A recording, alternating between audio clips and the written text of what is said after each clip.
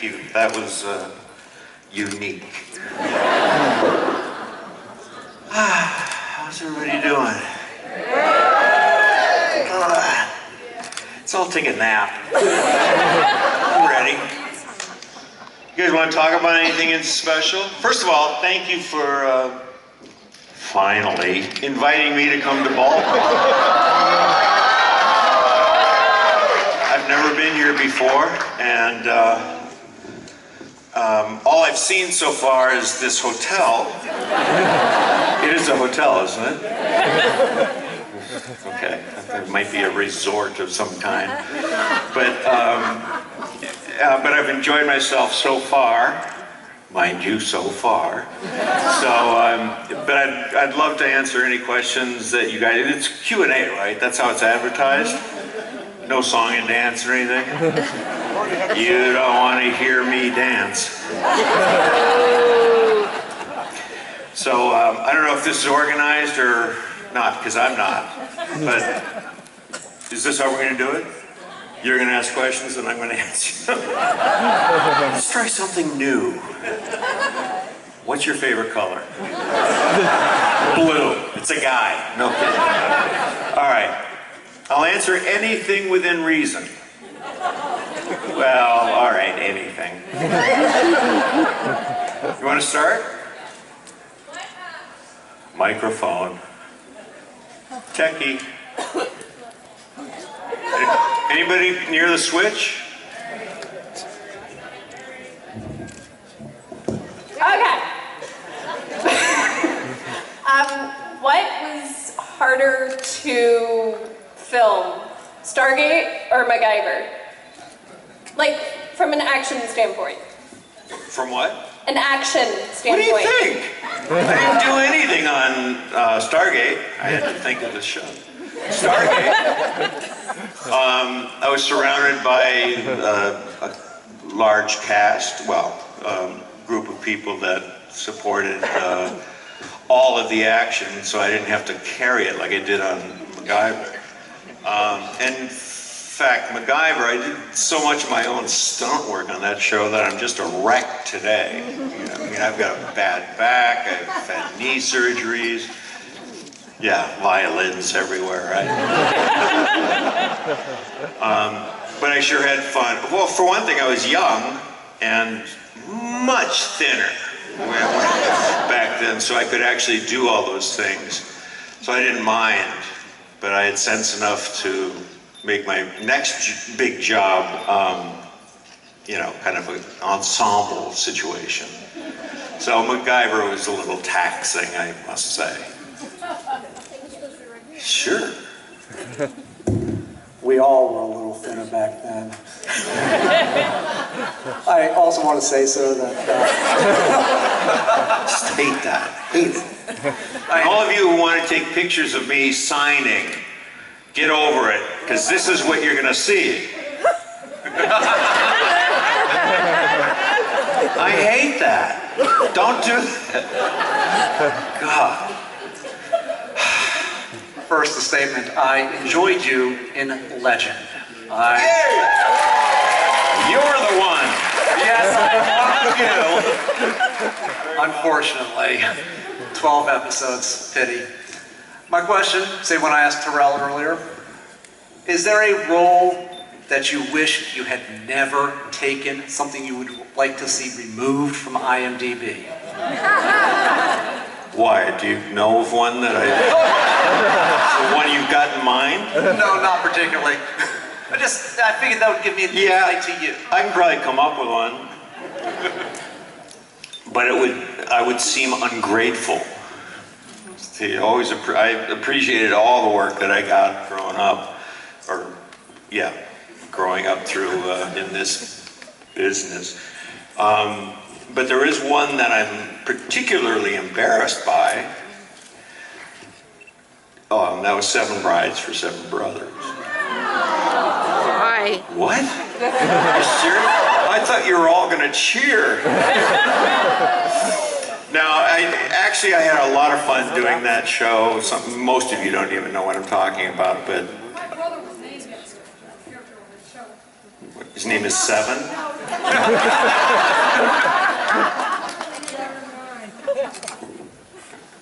Congratulations. I don't know what to say. But anyway, I don't sing. But they hired me anyway because I looked like the oldest brother of some other people. And so I got hired to play the oldest brother on Seven Brides. And they wanted you to sing? Yeah, I had to sing and dance. What? I dance good. Real good. Let's see. Thank you, sir. Oh yeah, but anyway, and the rest of them I can't remember, so. Thanks. That was my dad, for the record. Fantastic song. What's that? That was my dad, for the record. Get him under control. Too late. I can't. He raised me on Trek and Stargate and everything like that. I'm already a fan. It's too late. So my question, though, is unrelated, though I did really enjoy your role in Stargate. It's the question I've been asking all weekend, so 75% of the people here Wait, know it. I'm losing you. Well, Okay. It's the question what? That I ask everyone. So no pressure. Everyone? No pressure. I'm not special. Okay, go ahead. That depends on your answer. If you could travel 500 years in the future or 500 years in the past, which would you choose and why? Oh gosh, that's actually quite a complicated question. It has to be 500 years? Well, can you give me any hints about what the future is going to be like? That's the risk you have to take. Is it going to be good? Is it going to be bad? Or are you going to pick a time before? In 500 years, the way we're going, I hate to be morbid about the answer, but I don't know that I would be around. So it would be the past. Okay. I'd go back, because we know. You know how Wait a terrible minute. it was. What was going on 500 years ago? What? The plague? That's a great crowd. Shakespeare wasn't even born, actually. Who wasn't? Shakespeare wasn't born. Bach wasn't around. It's before most of Western civilization. Rock and roll, I suppose. I'm trying to do the math. Let's round it off to 2,000. Let's find it. So that's 1,500 Yeah. AD. Pretty good, huh? Thank you. Good night, everybody. Da Vinci? Yeah, but I'd want to live in California. Or Baltimore. I don't know. The future's kind of fascinating, if there is one. Are there any children in here? I mean, like children? No. Yes. Do you sleep? Dang. Oh, good. You've seen me.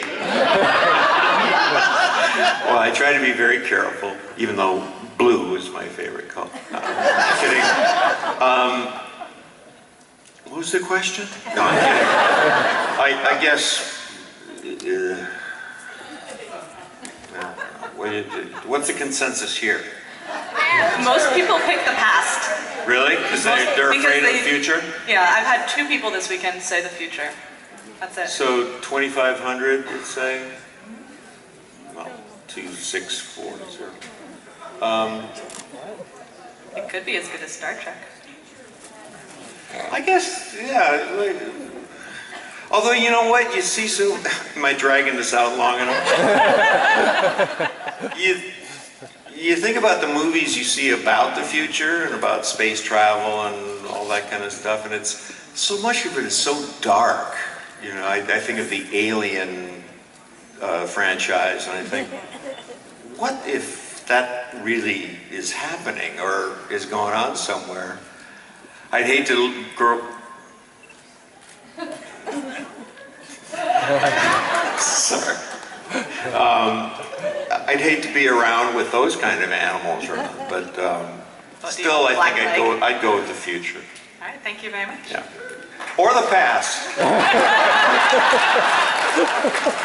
Okay, you portrayed both MacGyver and General O'Neill. Which character you liked better? In what way? You mean as an actor playing it, or just as an entity? Both. As the difficulty of being an actor to portray those characters, and what did you think of the character itself? Well, I'd choose Legend over them all, but yeah, the 3 people that have seen it, thank you.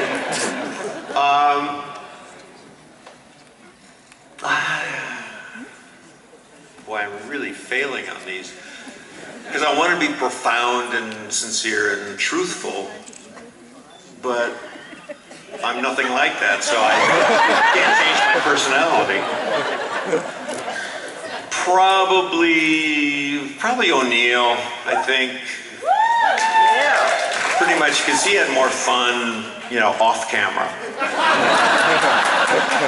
I don't know what MacGyver was doing, but didn't have a girlfriend. What's with that? Kept dying.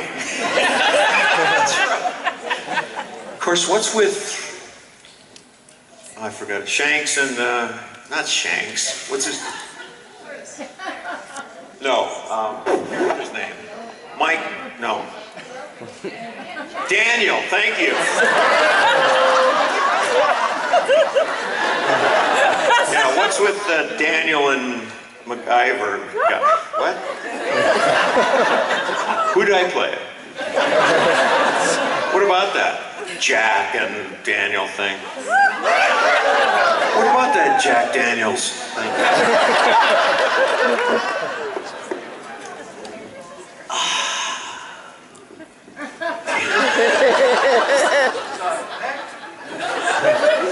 It's missing a footrest. Show can't go on. All right, I'll settle down. Let's go play. Don't worry, this question does not require deep thought.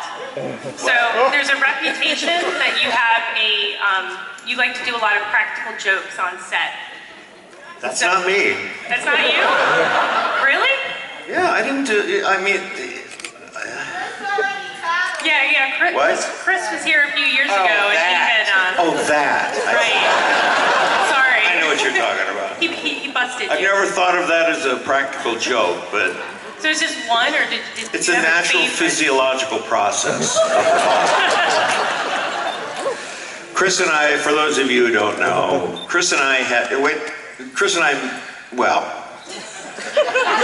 when we started doing the show, it became apparent that I wasn't going to try and subdue any flatulence that I might have. Because it's natural and very unnatural not to let it do what it's supposed to do, which is rise.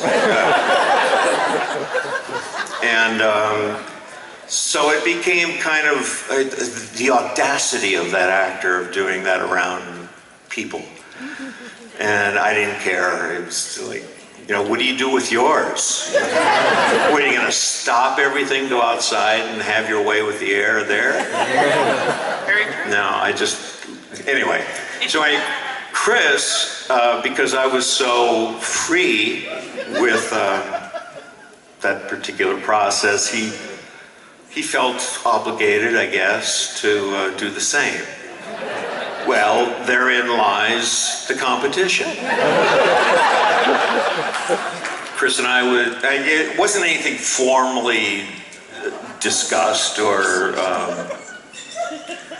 it wasn't formally discussed. It became kind of an informal competition. And by the end of shooting the show for me, I had handed the crown to Chris. Happily and deservedly, he left me in the smoke dust, whatever that was. Good to know. Thank you. Oh, you bet. And if you need to go out there, What was your favorite episode of MacGyver that you had fun playing? Number 87. Of MacGyver? Nothing else? Oh God, I barely remember yesterday, little MacGyver. I don't know, I got to do a lot of great fun things for a relatively young man at the time. I kind of got to pick and choose what stunts I wanted to do, and so I got hooked into harnesses and came down mountains and underneath hanging bridges and things like that. So there wasn't any one episode that I can point to that there's one that I am particularly proud of, and that was the one with the black rhino. And yeah, it was, it made a little bit of a difference, and we said some things politically, I guess, that got the attention of some people, but hard nut to crack, the poaching world. So I was proud of that one. It wasn't real fun because it was kind of morbid, and we built our own black rhino and cut the horn off it to depict it, and it was just great. It breathed and did everything. But it was a mechanical thing, and anyway, I digress. What? Thank you. Oh, you bet. Hi, I just wanted to take a second and thank you because I come from a military family, and so often the military is really portrayed very negatively, which is hard when you have so many people that you know in your life that are very good people serving their country. And my dad is a Navy vet, and he loves watching Stargate with me. And Jack O'Neill always cracks him up, and he always says like, "Oh, there's always so many people like that in the military." And he gets such a kick out of that. I just thank you so much. Bless his heart. Well, actually, thank you for saying that. I actually got an award from General Jumper, who is one of the chief, how do you say that? Joint Chiefs at that time. And he came in kind of just to say hi, and we put him in a couple of shows, and he was terrible. Terrible actor. Great general, terrible actor. But he's a real friendly, gregarious guy, so we got to talking a little bit, and I asked him, do you have colonels? I was colonel at the time. So did you have like real life colonels that behave as I've depicted here on Stargate? And before I could finish the sentence, he stopped me and said, "Yes, and worse. You're doing a great job." I was so proud. He said, "Keep up the good work." But they fast forward, and they ended up thanking us, the show, for portraying the Air Force in such a positive light. And, well, I'll wait for the rest of what I could say about that. Maybe the question will come up.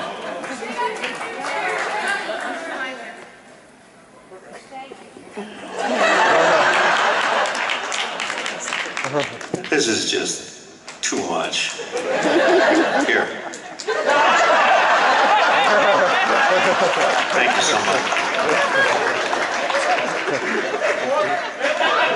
It's supposed to be a nickel.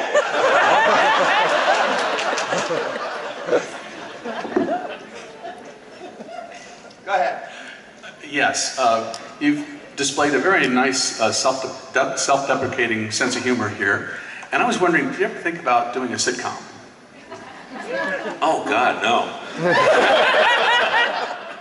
I honestly, I've been asked that a lot and also my agent at the time was almost adamant about sending me to meet some of that world of people. And I swear, this to be true, I just don't think I'm funny.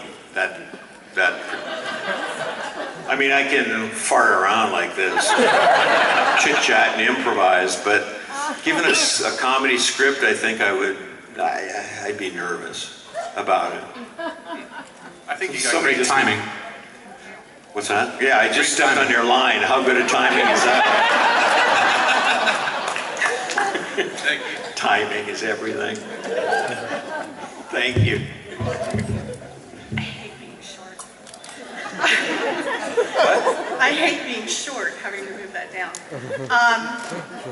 It's a lifelong checklist that I can stand in front of you and tell you how much I loved you, how much I still love you. MacGyver meant a lot. Mac meant a lot. He got me through terrible school years. It meant a lot to think outside the box, to be myself. Thank you. Oh, MacGyver. God. Thank you. Anytime. You lost Dana Elcar. What is your fondest memory of Dana? Oh, God.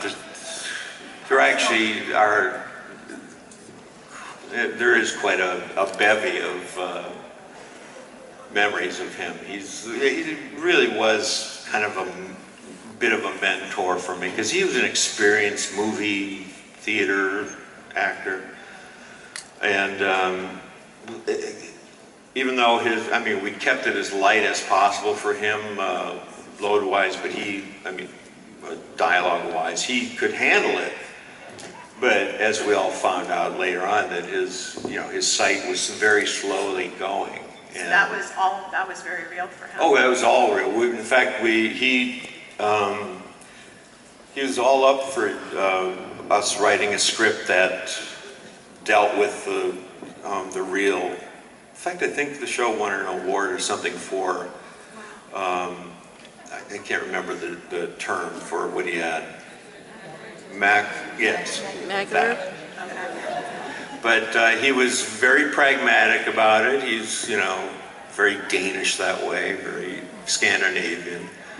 And so we just dealt with it as pragmatically as he wanted us to, even though he was such a lovable man. True father figure for you? Or just a really good Not friend? really. He was like a very close work companion, buddy. I respected him so much, and I had absolutely no respect for my real father. No, I'm kidding. I loved him dearly. But yeah, he was wonderful. In fact, I'm just realizing this, that he and Don Davis had a lot of similarities, and it makes me start to think about people who want to work with me. Are they, cutting their life short, or? I think I need a moment here. No, it's, well, Don was wonderful, as we probably all know, but Dana was special as well. They were both just giants. Can I finish off my checklist by getting a hug and a kiss?